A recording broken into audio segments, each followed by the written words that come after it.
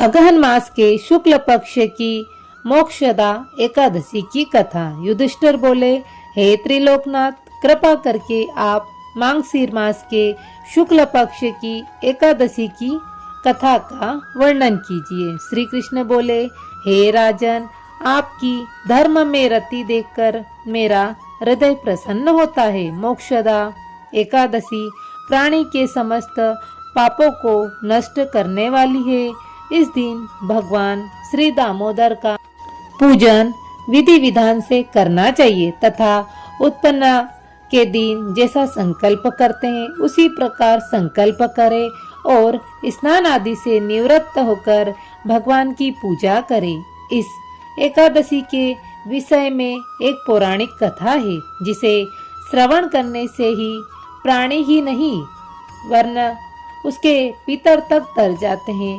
गोकुल में वैशाख नाम का राजा राज्य करता था। उसके राज्य में वेदज्ञ ब्राह्मण रहते थे। एक दिन स्वप्न में राजा ने अपने पिता को नरक में पड़ा देखा। प्रातः वह ब्राह्मणों से बोला, हे ब्राह्मणों, स्वप्न में मैंने अपने पिता को नरक में पड़ा देखा है। उन्होंने मुझसे कहा है कि हे पुत्र, मेरी यहाँ से मुक्ति करो। जब से मैंने उनके यह वचन सुने मुझे अशांति है। अब मुझे किसी प्रकार का तप, दान, व्रत आदि बतावें जिससे मेरे पिता की मुक्ति हो। उस पुत्र का जीवन व्यर्थ है जो अपने पिता का उद्धार न करे। राजा के वचनों को सुनकर ब्राह्मण बोले, हे राजन, यहाँ से कुछ दूरी पर तीनों कालों के ज्ञाता पर्वत ऋषि का आश्रम है। वे आपको इसकी विधि बता देंगे। राजा मुनि के आश्रम पर गए।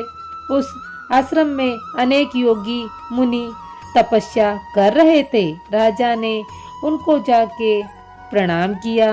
पर्वत मुनि ने उनसे कुशल क्षेम पूछी। राजा बोले, हे देव ऋषि, आपकी कृपा से मेरे राज्य में कुशल है। एक विघ्न आ रहा है, आप कृपा कर मेरे विघ्न को दूर कीजिए। यह सुनकर पर्वत मुनि ने नेत्र बंद कर विचार किया और बोले, हे राजन, मैंने योग बल से तुम्हारे पिता के कुकर्मों को जान लिया है। उनकी रीति पाप कर्मों के फल तुम्हारे पिता नरक में गए हैं। राजा बोले, हे देव ऋषि, मेरे पिता के उद्धार का उपाय बतलाइए।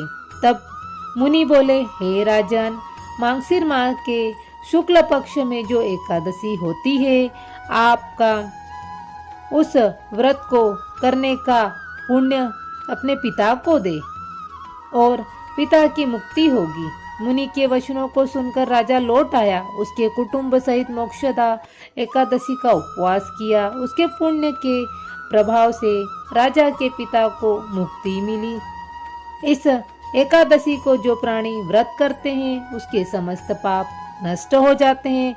वे स्वर्ग में जाते हैं तथा कथा को पढ़ने पर वाजपेयी